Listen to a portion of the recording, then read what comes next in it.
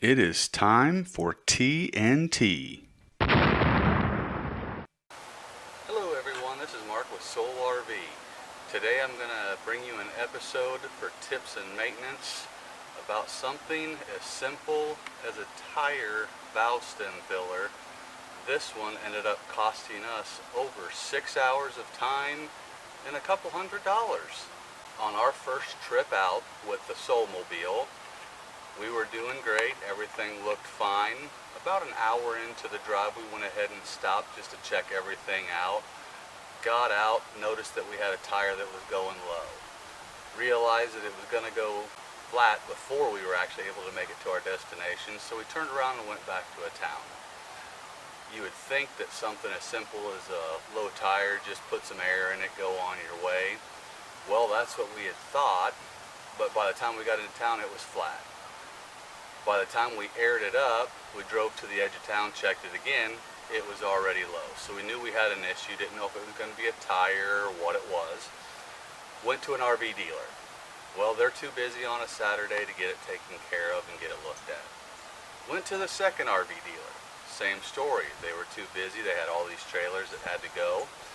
So we look around to all these repair shops, go over to the dealership. They're going to take care of it. Looks great. They don't have any way of lifting this vehicle up. All they can do is passenger cars and trucks. Okay, well, what's our next bet?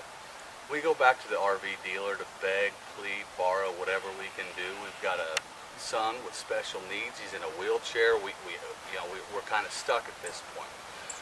They call all around, can't find anyone. They end up calling Walmart of all places. We go to Walmart. So we're thinking that we're in trouble already just because Walmart. Turns out, not the case. They took all the tires off, checked them, ended up, they grabbed one of the valve stems, it was leaking. So they put all new valve stems on the outer tires that they found that were leaking. Unfortunately, I tried to go a little bit cheaper and didn't have them replace everything because we wouldn't have been able to air up the tires at that time if something were to happen. This was the problem for another tire. I'm going to replace these with a new design on a short stem. That way it gives me no area for failure with a rubber hose. I know a lot of you out there may choose to go with a tire pressure monitoring system.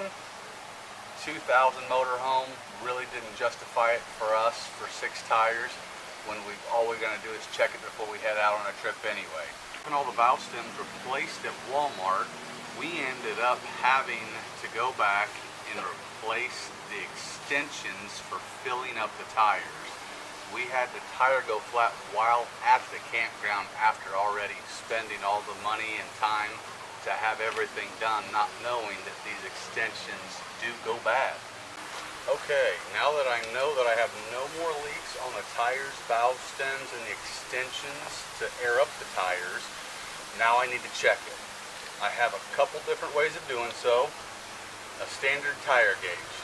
I would not suggest this one because it only goes up to 50 psi. You need a truck tire gauge or something that will go up to at least 100 psi. Same style, just runs up to 120 psi. Great tool, no problem. I personally prefer to go with a gauge. The nice thing about this gauge, it has a truck style adapter on it, so I'm able to reach in further to the inner dual as well, check the tire pressure. With this gauge, once you get your reading, it will actually hold pressure on the screen and tell you till you release it to check another tire or to check it again. Really nice option. The slide ones like this, you're kind of questioning where you're at. Nice with a gauge. Thanks so much for joining us today. As always, Soul RV encourages you to safely get out and live and explore the world around you. If you'd like to check out our show notes from today's episode, just go over to soulrv.com, click underneath podcast, and make sure you follow us on social media and be sure to hit that subscribe button below.